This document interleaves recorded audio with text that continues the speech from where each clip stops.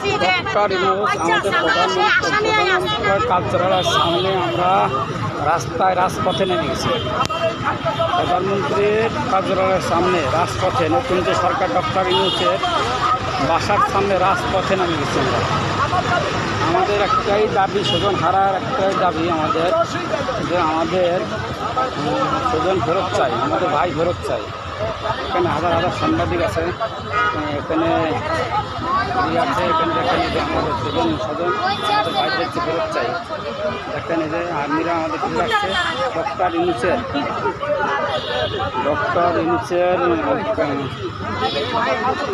বাসভবনে ঢুকতে যাচ্ছে না। আমরা গেটের সামনে মেন রোডে আমরা সবাই ঘিরে বসে আছি।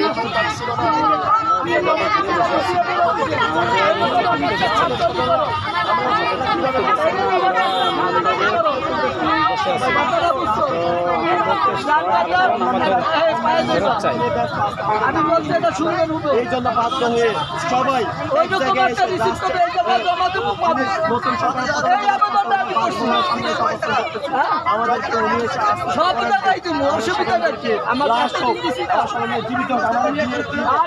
বাবা এই কথা বলার এটা একটা সর্বোচ্চ রাষ্ট্র, সময় লাগবে, রাতারাতি আর সব হবে না। যার যার খাত আছে সবাই প্রস্তুত করে আমরা জমা দেব। আমাদের একটা রিসিপ্ট কপি দেবে, কালকের মতো আবার হবে।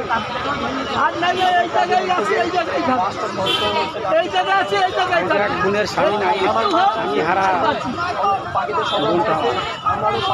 এই যে আমার এক ভাই মা চলে এসেছে তার সন্তান। এই যে আমার এক ছাত্র, আমার এক ভাই, এই যে আমার এক বোন, এই যে আমার ছোট্ট একটা বেবি, এই যে তার বাবা হারাইছে, বাবার জন্য তার স্বজন হারা, এই যে তার বোন ভাই সবাই এই যে স্বামী হারাইছে, স্বামী খোঁজার জন্য এসেছে। যত যা আছে, যেখানে যা আছে, আমার এই যে বোন এক ভাই এখানে এসেছে, এই যে একটা বোন স্বজন হারা, এই যে তার ভাই এসেছে, এই যে তার এই একটা বোন, তার স্বামী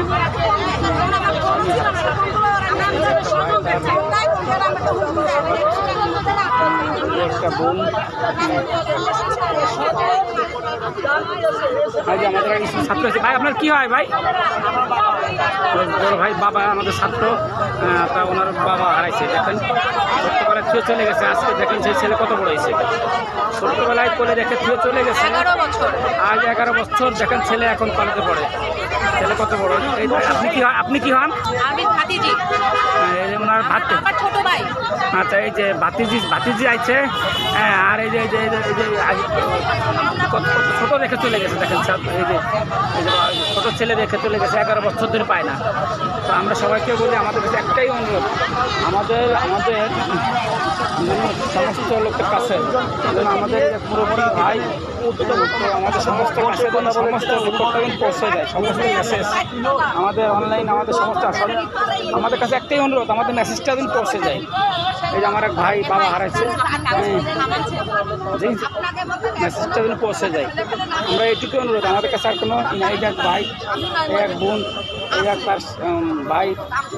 আপনার কি হয়? আপনার এই যে বড় ভাই হারাইছে, ওনার স্বজন হারা, 10 বছর ধরে বাচ্চা নেই বোনটা আমার, রেকর্ড তুলে নিয়ে গেছে, ওনার হারে ঘুরতেছে। বোনটা ভাই হারাইছে, ভাইয়ের জন্য পথে পথে ঘুরেছে। দেখেন এই যে রাজপথে বসে গেছে আজকে আমার এই বোনটার জন্য।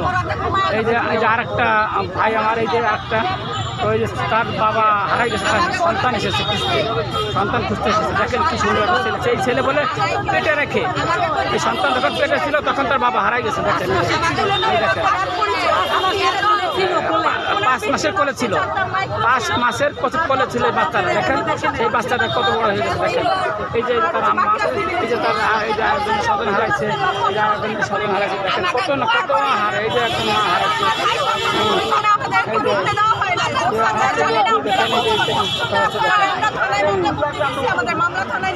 মামলা বন্দুক নিয়ে নেই। আমাদের অনুরোধ, আমাদের প্রত্যেকটা কানে প্রত্যেকটা দেওয়ালে পৌঁছে যায়।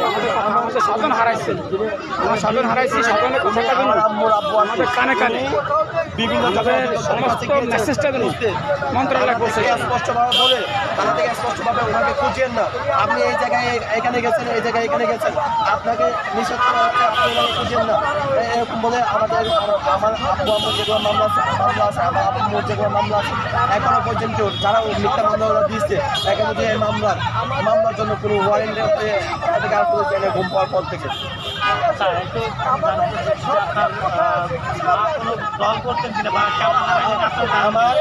আমার নানাদের ফ্যামিলি দল করতেন, আমাদের গেট পৌঁছতে দিচ্ছে না, আমরা রাস্তা ব্লক আমাদের করছি এলাকায় আমরা। বিএনপির সাথে খুব বেশি আর আমাদের সেনাপ্রধান আমাদের সাথে আছে, এখানে সেনা আমাদের সব এখানে আছে, প্রত্যেকটা লোক আমাদের ঘিরে ধরে রাখছে, আমরা গেটের সামনে আছি।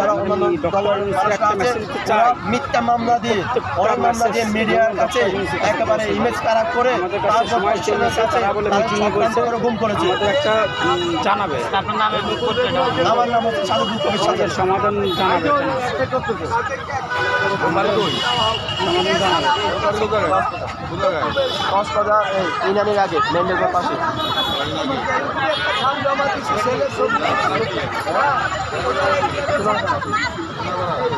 দেখেন কত আর্মি, কত বিডিআর আছে আমাদের ঘিরে রাখছে। দেখেন আমার প্রধানমন্ত্রীর কার্যালয়ের সামনে এসে দাঁড়িয়েছে। দেখেন